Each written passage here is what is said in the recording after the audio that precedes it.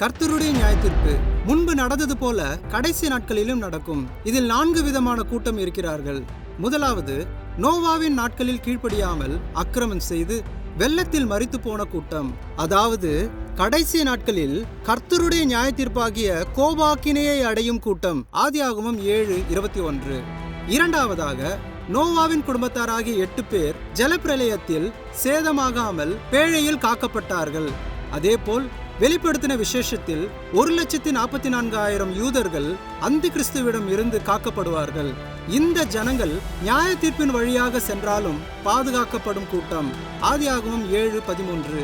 மூன்றாவதாக, கர்த்தருடைய நியாய தீர்ப்புக்கு முன்பாக கர்த்தருக்கு பிரியமாக வாழ்ந்து கர்த்தருக்குள் மரித்த நம்முடைய முன்னோர்களாகிய பரிசுத்தவான்களின் கூட்டம். நான்காவதாக, ஏனோக்கு தேவனோடு சஞ்சரித்துக் கொண்டிருக்கையில் எடுத்துக்கொள்ளப்பட்டார்.